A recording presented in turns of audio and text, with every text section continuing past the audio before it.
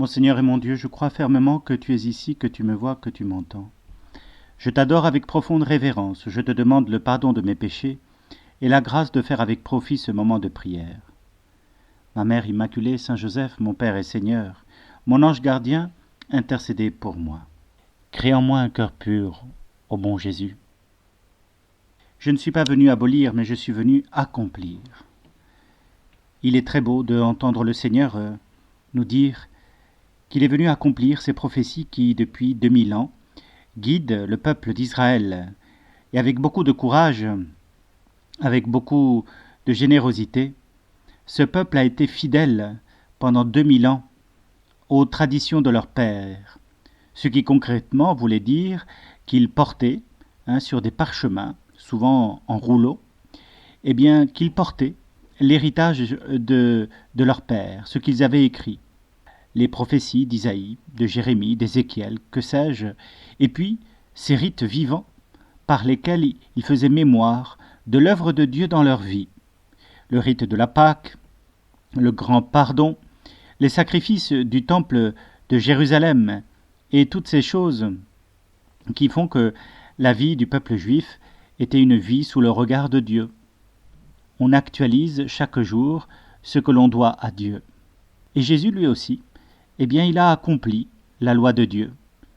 Il était reconnu parmi les siens comme un juif pratiquant la loi. Seigneur, tu nous as appris ainsi à respecter ce que nous recevons, à respecter la tradition, à respecter la culture, à respecter les moyens par lesquels la vie sociale se déploie et dans laquelle nous vivons. Merci Seigneur. Quand tu nous révèles ce qu'est l'accomplissement des prophéties, tu permets ainsi à ceux qui te découvrent, à ceux qui t'écoutent, de comprendre la profondeur de ta mission.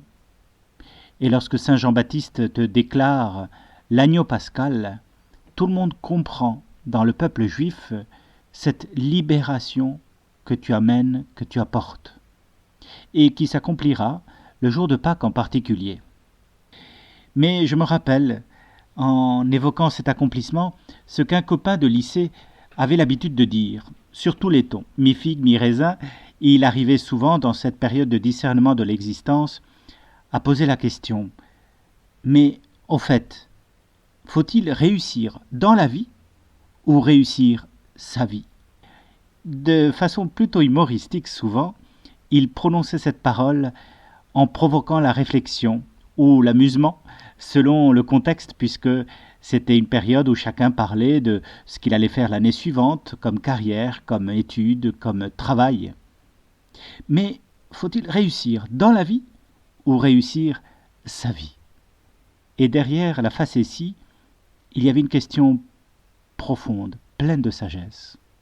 Quand nous disons que Jésus, tu as accompli les Écritures, c'est effectivement que tu as accompli ce que les Écritures t'avaient dit de faire. Non seulement tu ne voleras point, non seulement tu ne mentiras point, mais plus encore, tu donneras ta vie pour l'amour du Père.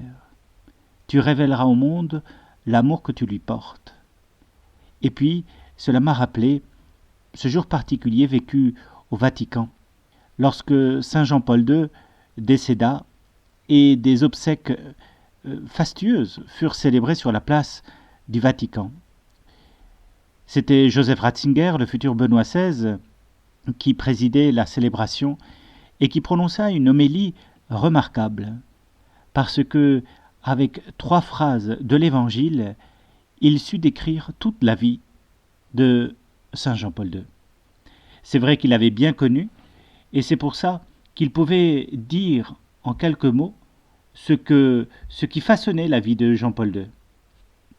Il dit par exemple « Ce n'est pas vous qui m'avez choisi, c'est moi qui vous ai choisi et établi, afin que vous partiez, que vous donniez du fruit, et que votre fruit demeure. » C'était la première parole qui désigne Jean-Paul II. La deuxième, c'était « Le vrai berger donne sa vie pour ses brebis. » Et la troisième, « Comme le Père m'a aimé, moi aussi je vous ai aimé, demeurez dans mon amour. » Ensuite, dans le déroulé de l'homélie, il décrivait les passages de la vie de Saint Jean-Paul II qui illustraient les propos de cet évangile. Et je te demande à toi, quelle est la phrase qui te décrit, à laquelle tu pourrais t'identifier? Quelle phrase pourrait-on dire à la fin de ta vie te concernant? Quel serait, en quelque sorte, ton accomplissement? Il y a bien des paroles qui peuvent désigner notre vie. Il y en a une avec laquelle on a essayé de résumer tout le XIXe siècle capitaliste de l'Occident, celle que François Guizot, un ministre puis de la monarchie de Juillet, répéta plusieurs fois. Parce qu'à l'époque, pour voter, il fallait être suffisamment riche. Et donc, il répondit à une personne qui lui demandait ce qu'il devait faire pour pouvoir voter. Enrichissez-vous. Et derrière ce slogan, bien des personnes peuvent découvrir et relire l'histoire du XIXe siècle. Enrichissez-vous. Est-ce que ce serait ton slogan? Est-ce que c'est le sens de ta vie? Est-ce qu'à la fin de ta vie, tu aimerais qu'on dise « Ben voilà, il a passé sa vie à s'enrichir. Voilà notre nouveau roi Midas. » Je ne sais pas si c'est ce qui te fait rêver, moi du tout. Par contre, je me rappelle d'un vieil oncle, d'un grand-oncle même. Dans la famille, on l'appelle cousin Henri, qui était prêtre là-bas dans le nord de la France, à Cambrai. Et on m'en a parlé toujours en le désignant, c'était le saint curé d'Ars du Nord.